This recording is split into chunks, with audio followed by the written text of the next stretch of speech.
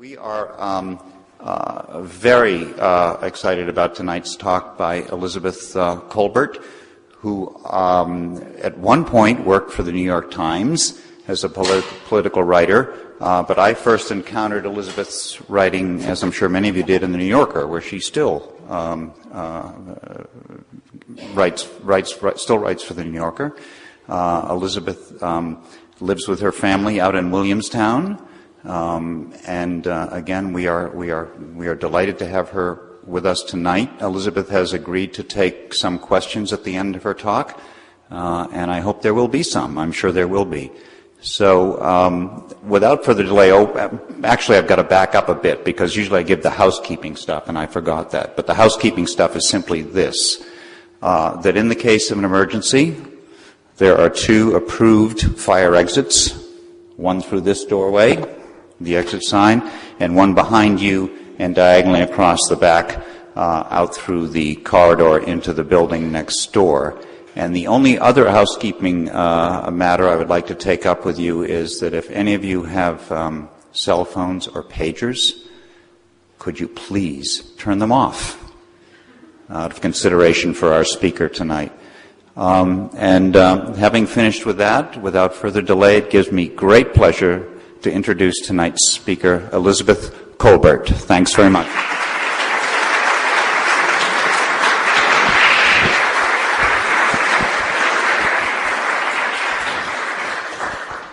Thank you. Thanks for that very kind introduction. And I will just say I've never been to the Boston Athenaeum before, but it's a beautiful spot. So it's a really pleasure to be here. I'm just going to start by saying tonight that although I am going to be talking about the science of global warming, as you all know, I'm sure, I'm not really an expert on this subject. I don't have the training of an atmospheric chemist or geophysicist or climate modeler or any of the other disciplines in which climate scientists are trained. But I'm here because I do what scientists actually usually don't do, which is to tell stories. And beginning almost exactly 2 years ago, in about March of 2004, I set out to write about global warming for the New Yorker. And this meant initially just talking to a lot of people. I talked to a lot of scientists, and also I spoke to Native Alaskans and to a lot of politicians and to archaeologists, and eventually to people in New Orleans whose houses had filled with 10 feet of water during Hurricane Katrina. And in the process, I got to travel to some extraordinary places like the Greenland ice sheet, which you see up here behind me. And finally, I tried to pull together what I had seen and heard into a series of articles that people waiting in their dentist's office to have their teeth cleaned or commuting home to Brooklyn on the IRT might want to read. And if that sounds like a crazy enterprise, then I have to confess it often felt like a crazy enterprise. Now, except when things go pretty awfully wrong, the mechanics of journalism are not, even to reporters, really that terribly interesting. So I'm not going to talk tonight very much about what went into writing these stories, except to say that I think that global warming is a very difficult issue for journalists to deal with. And if you look at the front page of today's paper, and this could be the New York Times or it could be the Boston Herald, you tend to find 2 kinds of stories. And the first is a simple news story. Yesterday, scientists announced that they had found a fossil of a fish who had, the beginnings of limbs, or Meryl Streep showed up in town to pick up a lovely award. And the second is a controversy.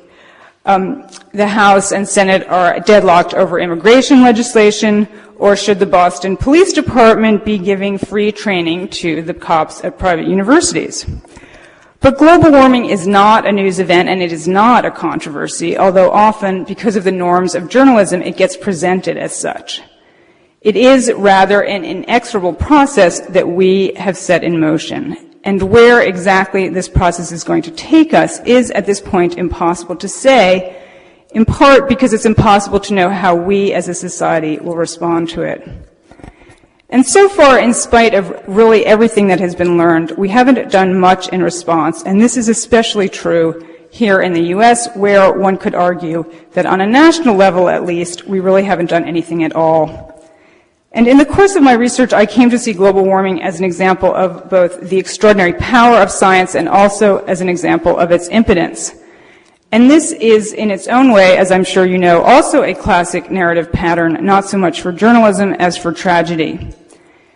And such is our scientific and technological mastery. We now have at our disposal satellite measurements, general circulation models, supercomputers, and detailed ice core records going back 650,000 years. So to a remarkable degree, we can now look into the future and know where we are headed. And yet we refuse to see. And it is this tragic combination of blindness and insight that I want to talk about tonight. Now, as an idea, global warming is, at this point, more than a century old already. And the initial critical insight dates all the way back to the middle of the 19th century to the work of an Irish physicist named John Tyndall. And Tyndall built a machine, the world's first ratio spectrophotometer, which you can see up there. This is from an 1861 engraving, in fact, because he wanted to measure the way that different gases absorb and transmit radiation. And when Tyndall tested the most common gases in our atmosphere, which are nitrogen and oxygen, he found that they were fully transparent, which is to say that they allowed both visible and infrared radiation to pass in and out freely.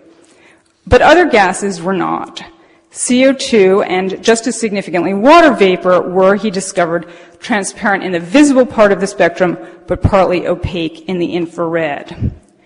Now, climate was a 19th century preoccupation, even, you could say, an obsession. Louis Agassiz published his theory of the ice ages in 1840. I'm sure his book is in this library somewhere.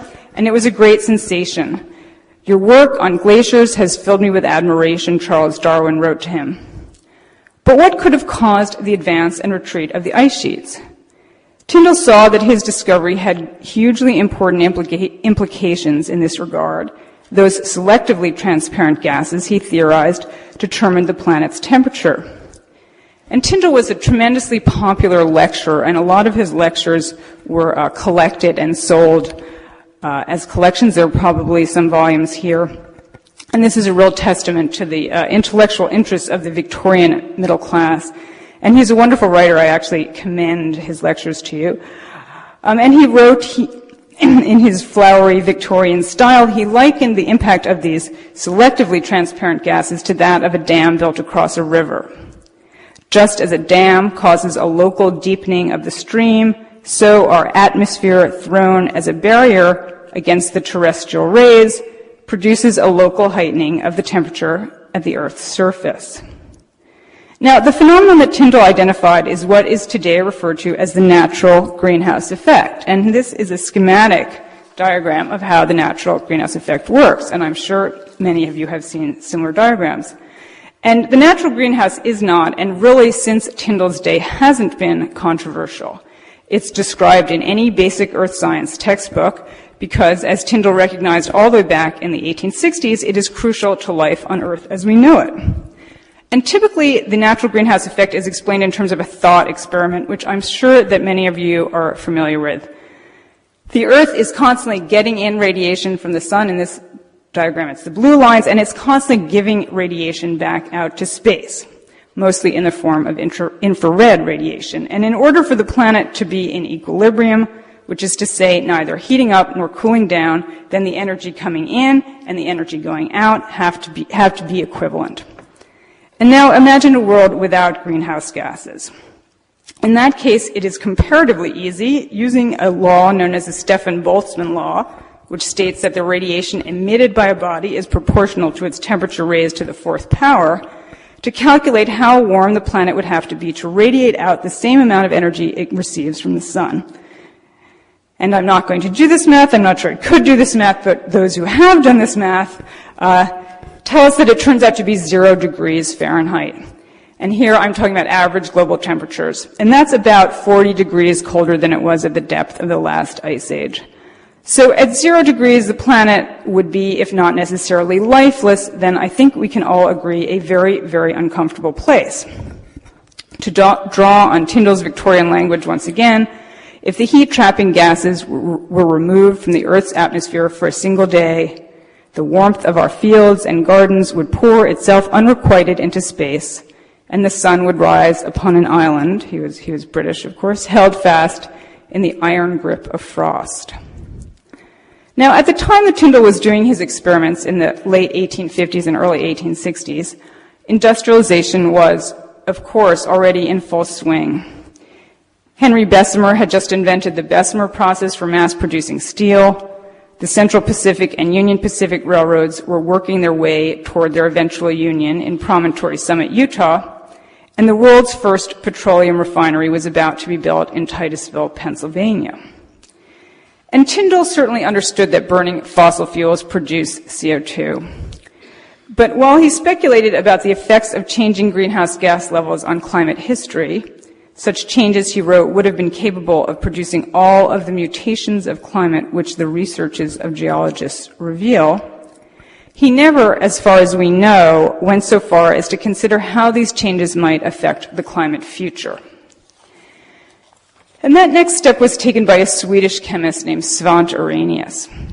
And Arrhenius took Tyndall's argument and he tried to test it in a rigorous way. He tried to ask, what is the quantitative relationship between greenhouse gas levels and temperatures here on Earth? And he was mainly interested in, as had Tyndall been, in trying to figure out what had caused the ice ages. But he asked what would happen to the Earth's temperature if CO2 levels were halved and also if they were doubled. And these questions turn out to be easy to ask, but quite difficult to answer, because if you change the CO2 level in the atmosphere, then you are also changing a lot of other things, including how much moisture the air can hold. And since water vapor is also a greenhouse gas, you get a lot of these sort of feedback effects. And Arrhenius would eventually win the Nobel Prize for an unrelated discovery, his theory of electrolytic dissociation. But he described his calculations on CO2 as some of the most difficult he ever did in his life. And he began them on, supposedly, so the story goes, on Christmas Eve, 1894. His wife had just left him, I should mention that too. And he routinely worked on them for 14 hours a day. And it took him nearly a year to finish. And these calculations are actually still extant. Somewhere in Sweden you can visit them if you'd like. And drawing the connection that Tyndall had failed to make, Arrhenius predicted that industrialization would inevitably lead to higher global temperatures. So this is a prediction made back in the 1890s. And indeed, the warming that he predicted as a result of his year of calculation for doubled CO2 levels turns out to be eerily close to that which is now predicted by the most sophisticated computer models, which take about a month to run on a set of supercomputers. Arrhenius' estimate was that if you doubled CO2, you would get an average global temperature increase of between 9 and 11 degrees Fahrenheit, and current estimates are about between 3.5 and 7 degrees Fahrenheit. But Arrhenius also missed what now seems to us to be the really significant significance of his own findings. And there's a couple reasons for that, and one of which is that he was a chemist and not a biologist or a geologist, and he doesn't seem to have appreciated how the magnitude of warming that he was predicting would affect things like ecosystems or patterns of precipitation or disease vectors, just to name a few things. And in fact, perhaps because he was Swedish, he seems to have basically taken it for granted that a warmer world would be a better world. By the influence of the increasing percentage of carbonic acid, that's what they called CO2 in these days. I should also add that Arrhenius was also an extremely prolific writer and a very popular one, and this is from, I think, his book called Worlds in the Making, which is probably also in this library. By the influence of the increasing percentage of carbonic acid in the atmosphere, we may hope to enjoy ages with more equable and better climates, especially as regards the colder regions of the Earth, he wrote. And secondly, Arrhenius got the timing all wrong. He believed that the oceans would act as a tremendous sponge and they would soak up most of the CO2 that industrialization was producing. And at one point he predicted that it would take 3,000 years of coal burning to double atmospheric carbon. Now, this up here is a graph that I'm sure many of you will recognize. And on one axis is time, starting in 1958, and on the other axis is CO2 concentrations in the atmosphere in parts per million. And it seems like a very obvious set of measurements to go out and take, but the fact is that until a young chemist named Charles David Keeling, who worked for many years at the Scripps Institution, began to make them in the mid-1950s, precise readings of atmospheric carbon simply did not exist.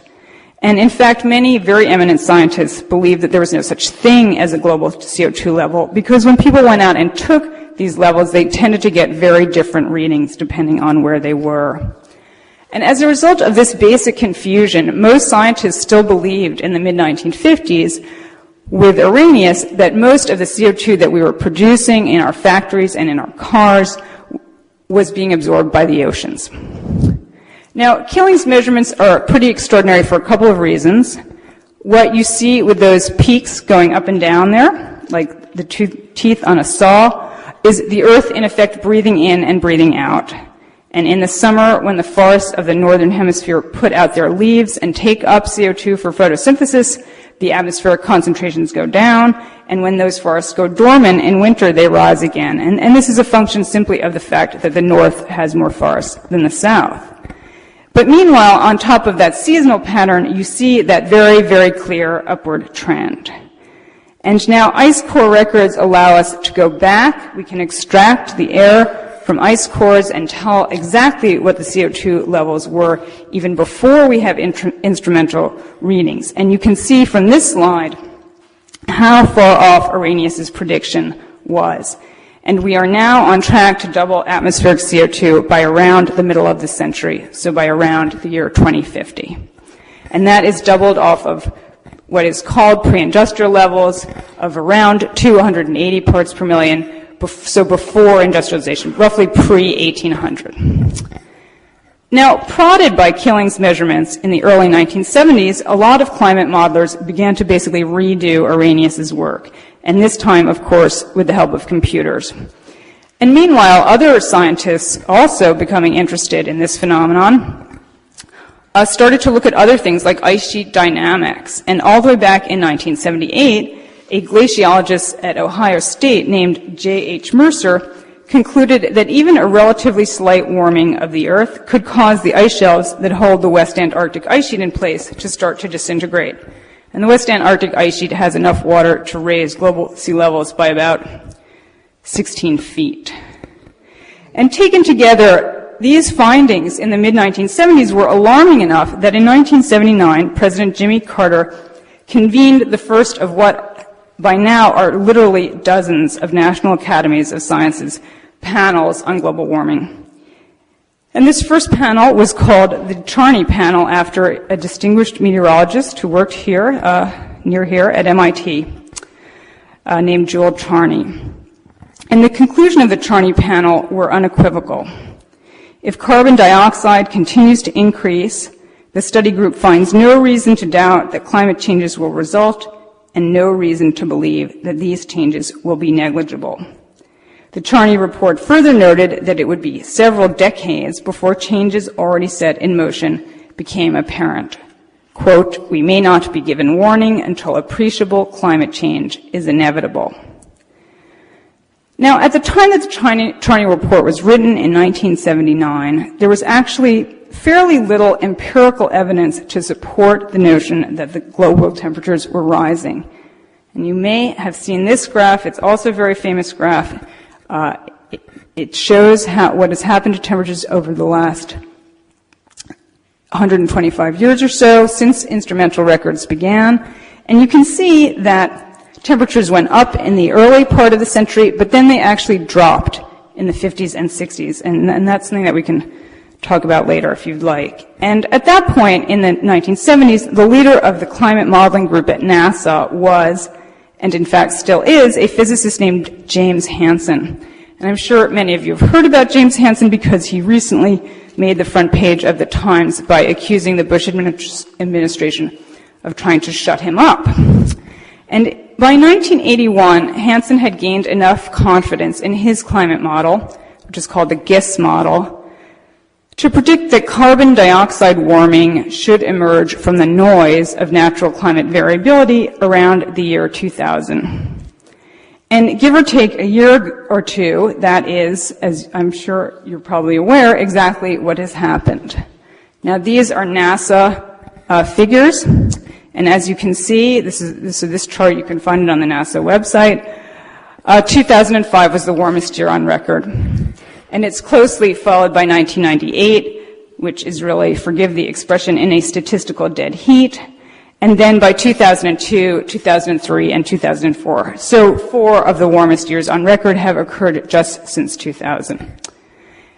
And since, as Hansen noted, climate is inherently a noisy phenomenon, it's hard to say exactly when natural variability could be ruled out as the sole cause. But to give you a sense of the scientific community's view on this question, the American Geophysical Union, which is one of the country's largest and most well-respected scientific organizations, decided in 2003 that the matter had been settled. And that year at its annual meeting, it always has an annual meeting in December, it issued a consensus statement which asserted natural influences cannot explain the rapid increase in global near-surface temperatures.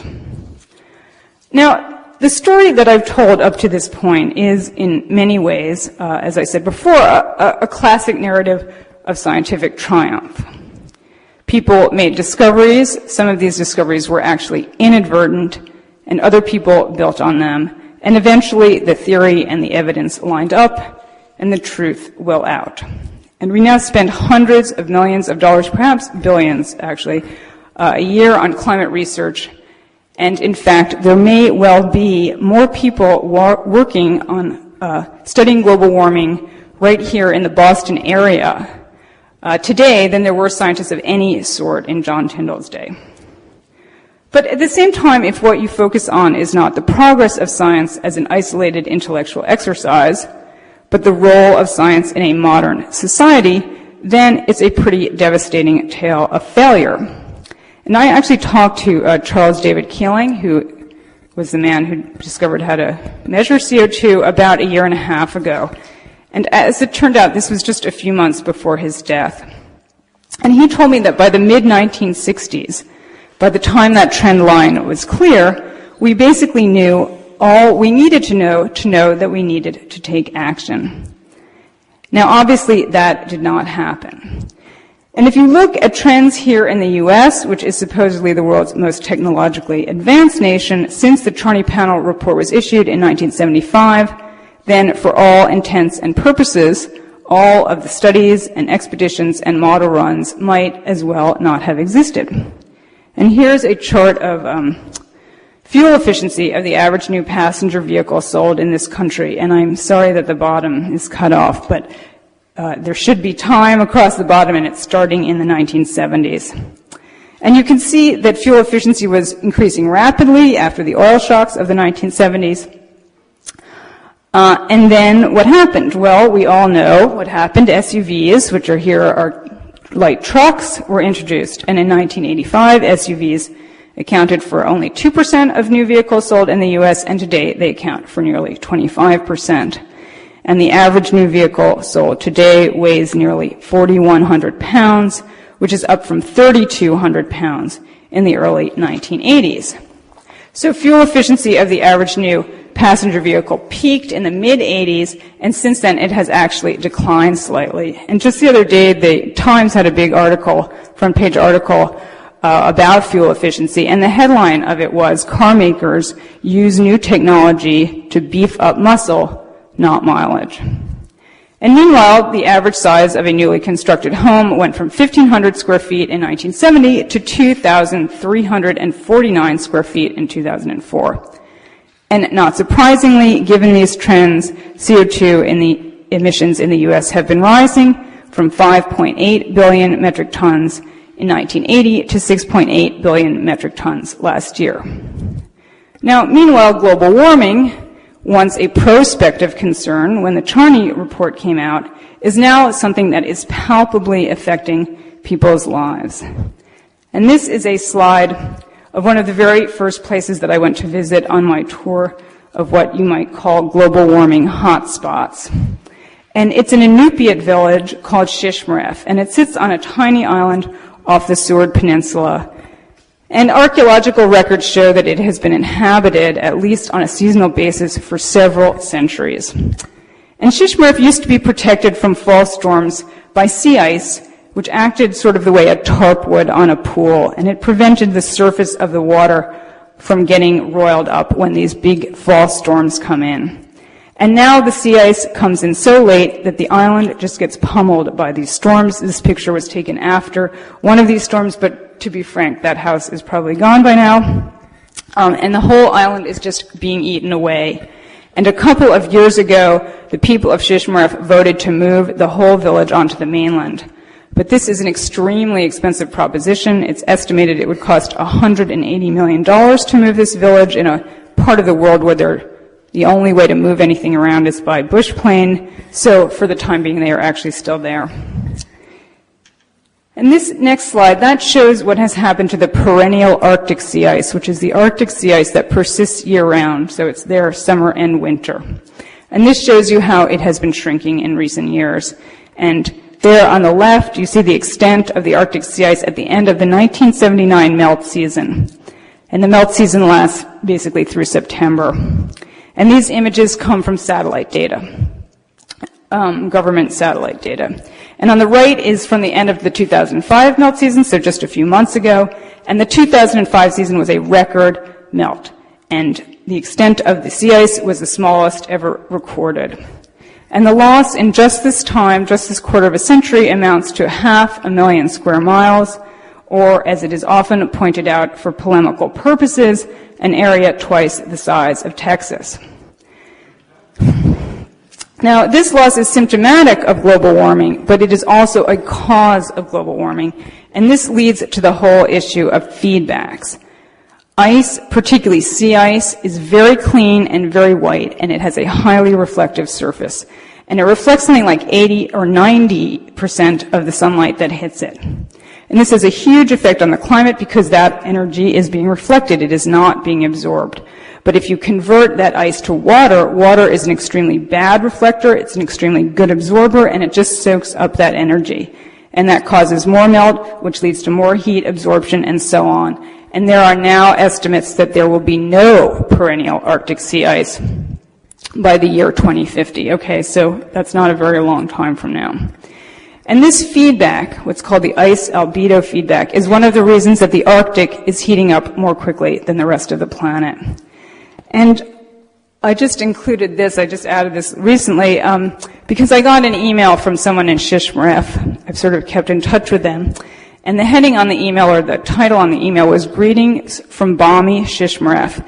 And you may not be able to read that title up there, but it says open water up to the beach in February. So basically the sea ice just didn't come in this year. And that is something that really no one can remember ever having happened. And that, to be honest, probably hasn't happened in thousands of years. Now, another impact of warming that you're starting to see is thawing permafrost. And I took a ride through the interior of Alaska with a permafrost expert named Vladimir Romanovsky.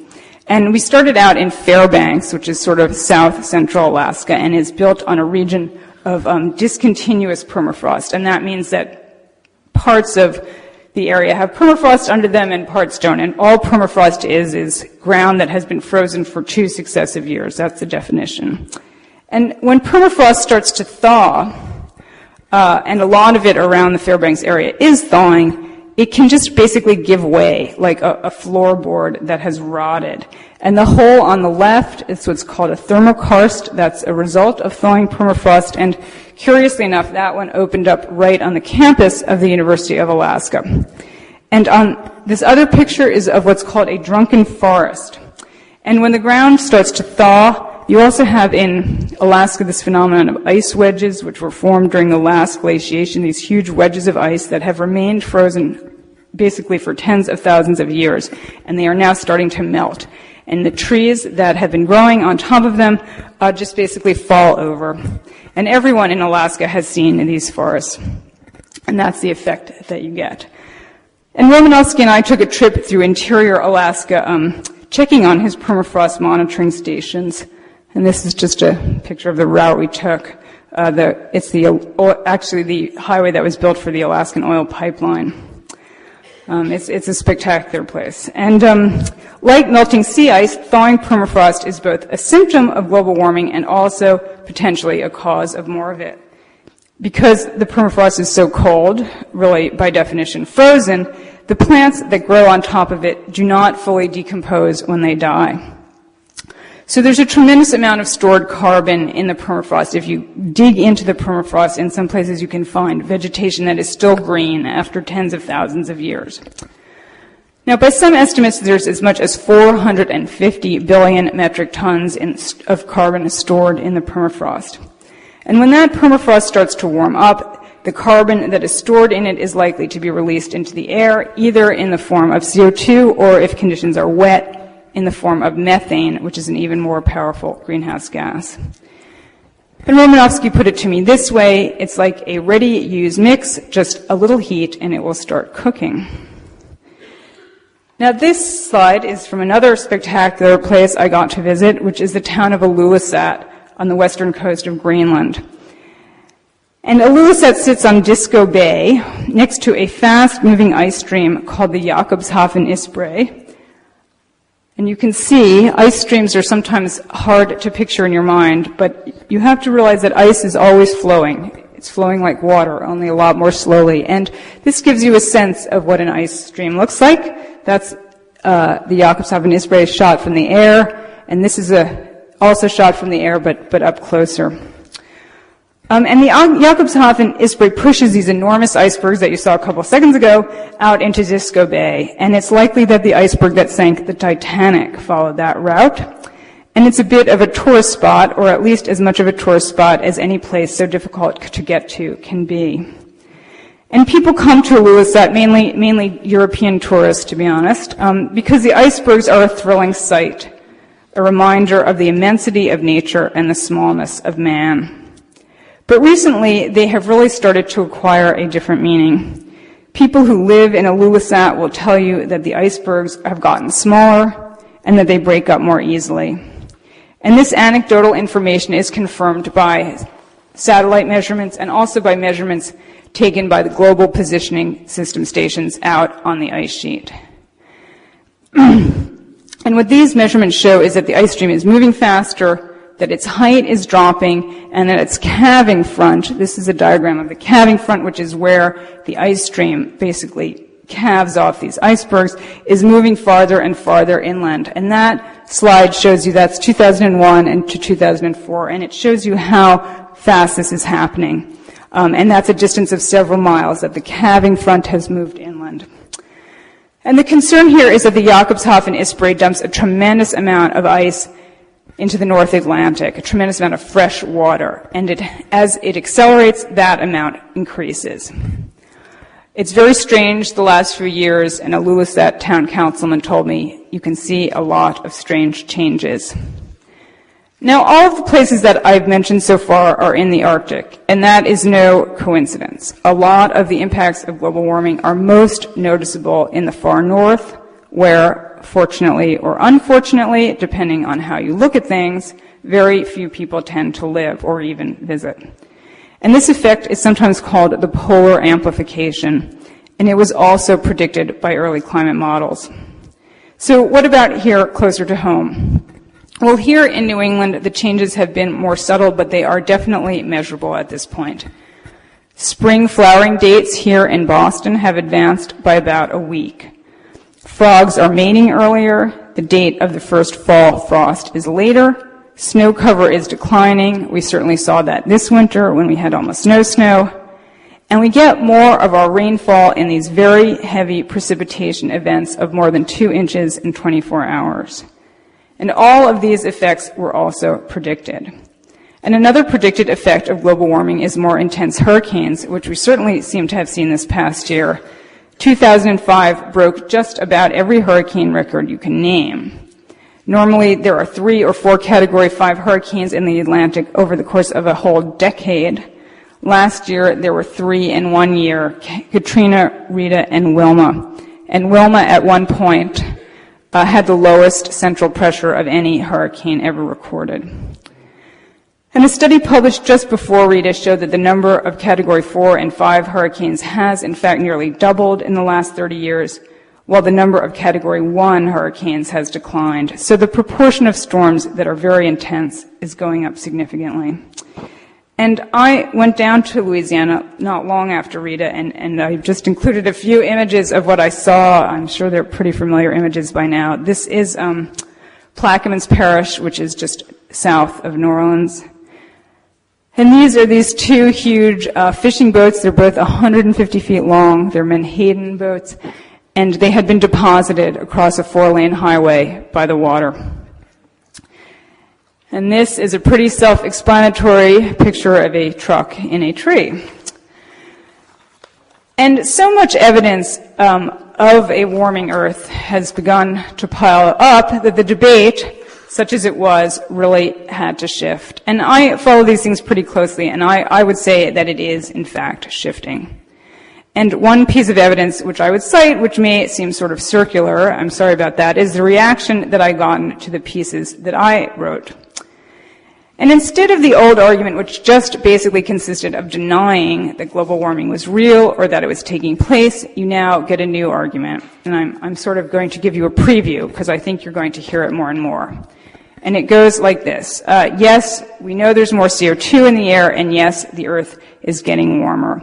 But who knows what the relationship is? And in fact, just the other day at one of the many press conferences he held recently, President Bush said, and this is a quote, "The globe is warming. The fundamental debate, is it man-made or natural?" Now, as I hope I have impressed upon you, this argument really ignores more than 100 years of research, from Arrhenius to the Charney panel to James Hansen. And the changes that we are now seeing in the world actually represent a textbook example of the predictive powers of modern science. But this argument is often championed in the name of scientific rigor. And the argument often goes on to observe that the climate changed before people were around, and it will change again. We shouldn't get all bogged down in arguing about the causes. We should just devote our resources to dealing with the effects. And this is a quote from a recent Wall Street Journal editorial. "The problems associated with climate change, whether man-made or natural, are the same old problems of poverty, disease, and natural hazards like floods, storms, and droughts. Money spent directly on these problems is a much surer bet than trying to control a climate change process that we don't understand." Now, I mention this argument because I think it's extremely dangerous. Like most forms of sophistry, it mixes propositions that are true with propositions that sound as if they could be true, but unfortunately are not. And it is certainly the case that the climate has changed in the past for reasons that we do not entirely understand. And this graph shows you what has happened to temperatures over central Greenland. And this temperature record can be extracted from ice cores that have been drilled 2 miles into the Greenland ice sheet. And you can get the temperature by looking at the isotopic composition of the water. And this is very well agreed upon. So this is the average temperature over central Greenland going back 100,000 years, so roughly to the beginning of the last ice age. And it shows you that temperatures have, in fact, often swung wildly. And you can also see, here I will get my laser pointer here, that this is us, this is all of human civilization, fits into that tiny corner up there. So a time of unusual climate stability. And it's probably not a coincidence that that occurred. And that is something that is very sobering to think about. And the fact is that after 6 or 7 or 8,000 years of civilization, however long you'd like to call it, we do know what is causing the current climate change, or at least a very good deal of it. And what is so dangerous about the argument that we should focus on addressing the symptoms of this problem and not the causes is that this problem is cumulative. CO2 is a persistent gas. What you put up there lasts, and this is a very rough figure, but about a century. And this graph shows you various emissions scenarios. And what you're seeing on the top there is emissions, so human emissions in gigatons of carbon per year, going forward. And this is what happens correspondingly to atmospheric concentrations of CO2 in the atmosphere. And those upper level scenarios are sometimes referred to as business as usual because we basically just keep doing what we're doing without regard to what we are doing to the climate. And if you follow those upper level paths, then you can see that by the end of this century, we end up with CO2 concentrations that are not double pre-industrial levels, they are triple pre-industrial levels. And the equilibrium warming associated with those levels, so the warming needed to bring the Earth back into energy balance with space, is between 6 and 11 degrees Fahrenheit. And if you want to get a sense of what 6 to 11 degrees means, then think about this. During the last glacial maximum, when the area where we were standing was covered by nearly a mile of ice, then the average global temperature was only about 10 degrees colder than it is today. So that is an extremely large change. And Jim Hansen at NASA, whom I mentioned previously, recently warned that if we do not curb our emissions, then by the end of this century, the Earth will be committed to warming of such a degree as to constitute, quote, practically a different planet. And here, I promise, is absolutely the last graph I'm going to show you.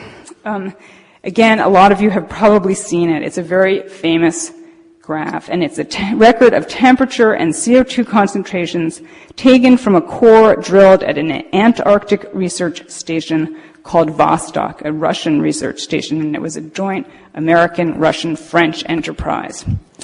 And because there is less snowfall in Antarctica, the record goes back further than on Greenland. It's a less detailed record, but it goes back much further. And the Vostok record goes back 420,000 years ago, and in fact, scientists are now working on a core that will go back 700,000 years. And this graph, so that's showing you 4 glacial cycles. And you can see how temperature and CO2 concentrations have gone up and down in tandem for more than 400,000 years. And once again, I will use my handy pointer. That's us. We are up here, so we are off the charts, as you can see. And we are heading, if we don't do anything, up there, towards levels that probably have not been seen since the Eocene some 50 million years ago. So if you think about this for a little while, you realize that saying, well, we don't really need to address the causes of climate change, we should just address the symptoms, is sort of comical, or it would be if it weren't so frightening. Now, I'm going to wrap up soon, and that usually means that it is time to shift gears. And I've presented you with all of the frightening figures, and now it's time for me to explain how we get ourselves out of this. How, if we pull together and turn off the lights and carpool, we can stave off disaster. But in fact, I am not going to end that way. Sorry. I am going to end with another question. And the question is, why haven't we taken global warming more seriously? And I hope that it is evident that it is not because the science is in any way equivocal. As I've tried to make absolutely clear tonight, the basic physics of global warming have been understood for more than a century now. Fully 25 years ago, all of the changes that we are now seeing all over the world were predicted by climate modelers. Any journalist or scientist or elected official who tells you that he or she remains skeptical about the connection between human activity and climate change is someone, I'm afraid, who either hasn't bothered to look at the evidence, or perhaps is on the payroll of an oil or coal company, or is simply too self-protective to face the facts. And by self-protective, I don't mean selfish in the narrow sense of someone who only cares about his or her own well-being. I really mean too sentimental, or perhaps too anxious, or perhaps too guilt-ridden to acknowledge what is really going on here, which is that we are creating enormous, quite possibly insuperable difficulties for our children and our grandchildren for what is, in the end, no very good reason. We, as Americans, lead lives of unprecedented comfort and privilege. And in the process, on an aggregate basis, we produce more carbon dioxide than any other country, and on a per capita basis, we produce more CO2 than almost any other people in the world, our only competition being the residents of some oil-producing states in the Persian Gulf. Global warming is obviously a technological problem, but it is finally also an ethical one. With knowledge comes certain responsibilities, and it is these responsibilities that we have as a society and also as individuals been running away from. Thank you.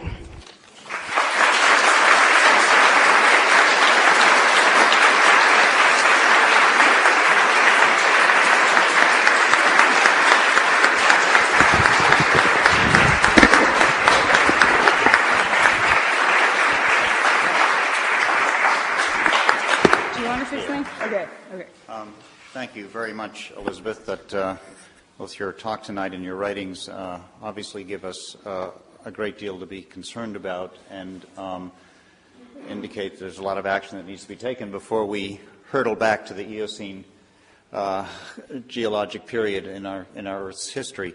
As I said earlier, Elizabeth is willing to take some questions for a few minutes.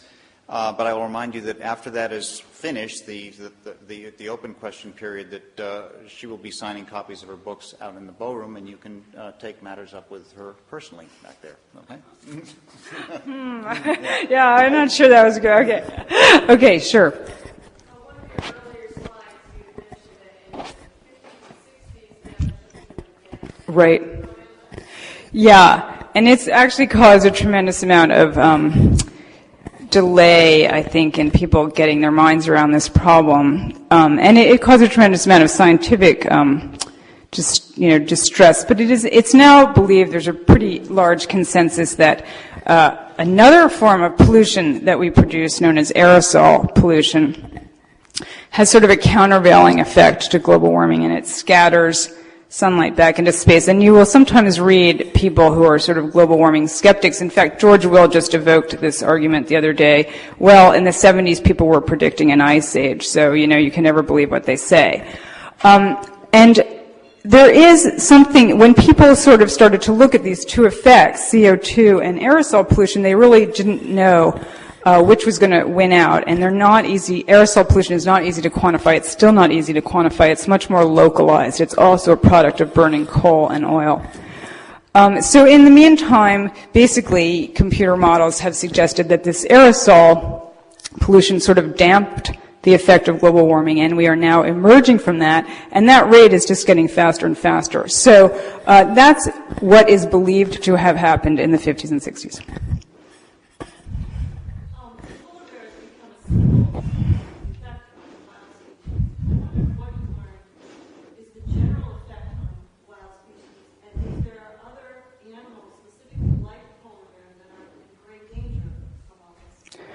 Oh, absolutely. I mean, there are very, very terrifying estimates. I think there's one in my book of a very reputable group of scientists who just looked at what climate conditions species live in now, and certain climate regimes will just be eliminated, right? They just won't exist anymore. So if you're a species that depends on them, you're kind of in big trouble. So they estimated that depending on various factors, how mobile species were and things like that, somewhere between 15 and 30% of all species could be, and they use the phrase committed to extinction by the middle of this century. And it's quite clear that even without climate change, we are in the middle of an enormous wave of extinctions. And climate change, when you think about it, if you need more things to be worried about, it really negates other efforts to save habitat, because if I was polar bear is a particularly tragic example, but if I'm a bison or something, I can't live where I used to live in that habitat that you preserve for me. So I'm going to want to move. And it's well documented in the climate record that species move. A lot of species move. We've gone through ice ages, we've gone through interglacials, and we can see from the pollen record and the fossil record that species, move towards the equators and they move back up to the poles. But now we've put a lot of barriers. You can't just move if you're a species. So this whole issue of habitat fragmentation comes together with climate change in potentially quite devastating ways.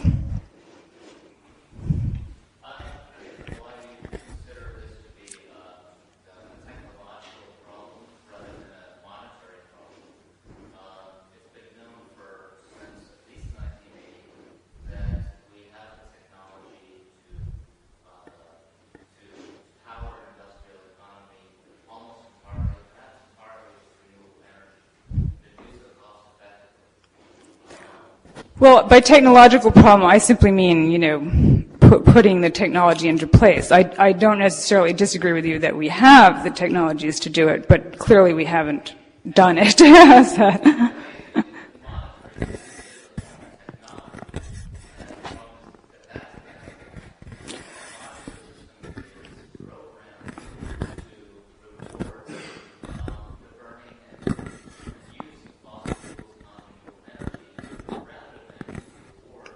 Right. No, I mean, anyone who has studied this issue, and many, many economists have studied this issue, will say you need a different, you need to incentivize not using carbon fuels, and so you can do that in basically two ways. You can put in a cap and trade system, which is what we did for sulfur dioxide and has cut down on acid rain, or you can put a tax on carbon. Those are your two options.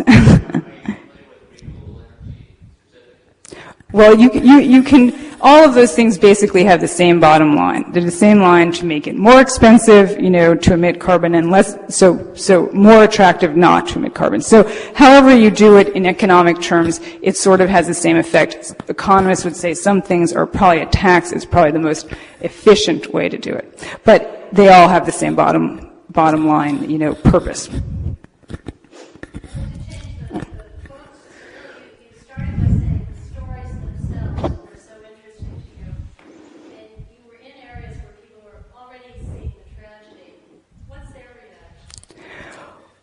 Well, they're saddened by it, and they're sort of amazed, to be honest, that the rest of the world is so complacent. I mean, one guy I met from the Canadian Arctic, he said to me, my kids may not have a future, and your kids too. I mean, it's not going to be confined to the Arctic. You're seeing these effects right now most strongly in the Arctic, but heat redistributes itself, and in the end of the day, we are all going to be feeling these effects. And so they are sort of dismayed, but to be honest, they're used to being dismayed by the rest of the world. I mean, these are not, wealthy people. Shishmaref is, not much of a place, to be frank about it.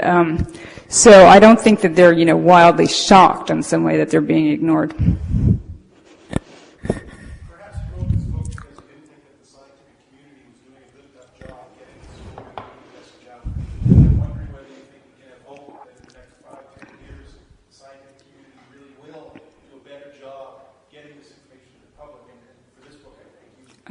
Well, thank you. That's a very good question. And yes, it's true. The question is, do I think that did I write the book because the scientific community wasn't doing such a great job of getting the message out? And I totally don't want to blame the scientific community because they have been working very, very hard and in their own way to get the message out. But unfortunately, there's just this huge disconnect between the scientific community and the public, as we see in a lot of issues, and in some issues, let's take evolution, it may not have that much practical, significance whether you believe in evolution or not. But unfortunately, whether you take climate change seriously or not does have very significant practical ramifications. So I did write it to tell the story in a different way, and the scientists were extremely generous, and I think that people are in the scientific community really increasingly alarmed, especially the polar community, really, really worried about what they're seeing, and they are trying to speak out. That's why Jim Hansen was on the front page of the Times. So I hope that their message is getting out.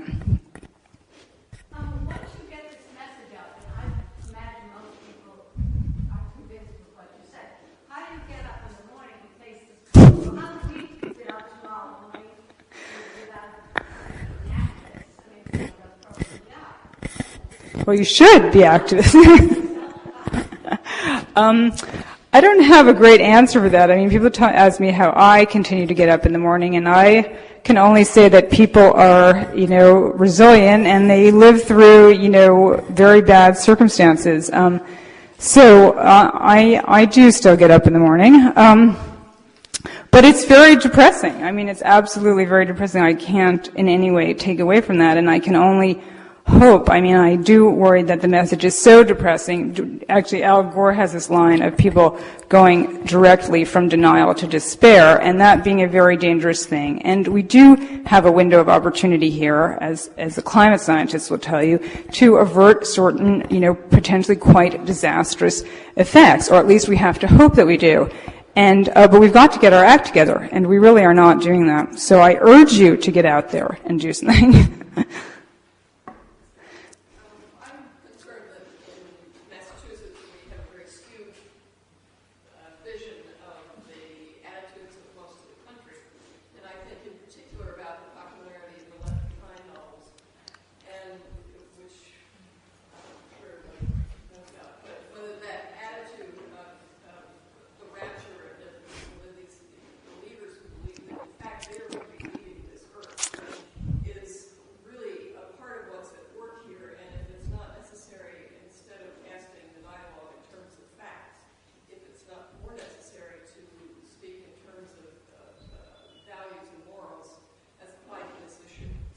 That's a very good question, and I think a lot of people are asking themselves that question. And obviously the problem is who has, moral suasion in our society. But recently there was a statement by a bunch of evangelical leaders about stewardship of the earth, and a lot of people think that the only way we will get change in Washington is from that community. And I really don't claim to be an expert on that, but I think that was a very positive development, and I think that people starting to talk about this in moral terms, I certainly think it's a moral issue. It's a moral issue with regards to our relationship to every other living organism on Earth, but it's also a moral issue in regard to our relationship to future generations. I mean, this is not something that you can leave to the future and then say, you guys solve it, because they will not be able to solve it. It simply doesn't work that way. You melt that polar ice cap and you don't get it back for potentially millions of years. So it's not something, that our kids will be able to solve once we've left them in that jam. So I think it's a huge moral issue, and how you convey that to people, I don't know. I'm wondering if, in addition to seeing something like a failure on the part of science, there hasn't also been a failure on the part of journalism. And I ask this as a journalist, and I'm also asking what you think, if you agree, what you think we can do to solve this? Well, I do. I think that there has been a failure on the part of journalism, and a failure, really, all sectors of society can, share in this failure. But we have presented it as this sort of debate, which it just isn't anymore. And I think that part of that, you as a journalist know why that's the case, but I think that we need to,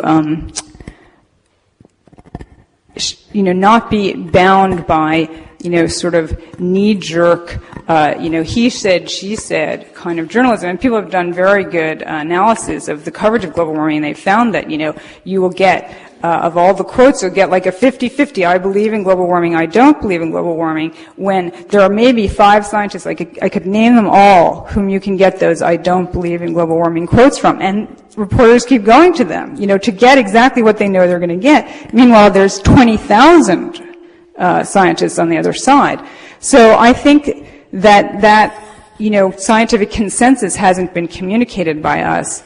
But I do want to say that I do think that is changing. I mean, the cover of Time, whatever you thought of the stories, blah, blah, blah, there is a sense that the story is changing. So I think it will change. It's late in the day, but I do think it is changing.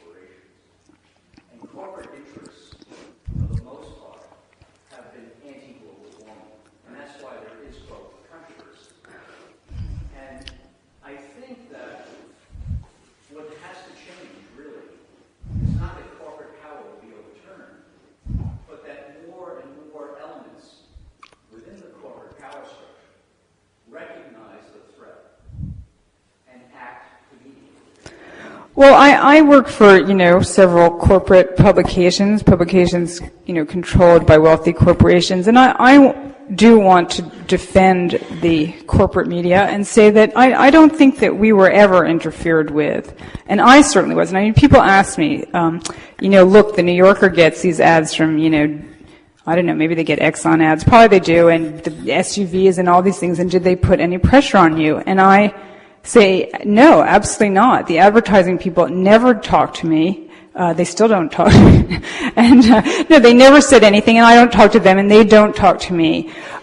So while you could say there's something weird here, I'm sure in the issues of the magazine, I haven't really looked at it carefully, in which my pieces ran, there were a lot of, gas-guzzling cars probably being advertised. So you can argue that's screwed up. But I don't know that you can argue that that is why this message hasn't gotten out. There certainly has been a corporate, well-organized, campaign on the part of some of the utility companies and some of the car manufacturers to sort of muddy the waters here. Absolutely. I think that is undeniable. But whether that they have really, that extends so far as to the pages of the Times and the Boston Globe, I don't think so. I worked for the Times for many years, and I don't think that explains it. How do you determine scientifically atmospheric change in, say, this particular day as opposed to 100,000 years? Well, you can get a record of the atmosphere from the ice cores. That's how our record of the ice atmosphere comes to us, is just tiny bubbles of ice. And in fact, if you go to Greenland, they like to put ice from the ice sheet into drinks because it makes fizzy drinks, because it's this ancient atmosphere basically being released. So there's these tiny bubbles of air in the ice, and this record, sorry, I can't get that back up. Anyway, all those records of the atmosphere are from the ice sheet. All right, well, thank you very, very much.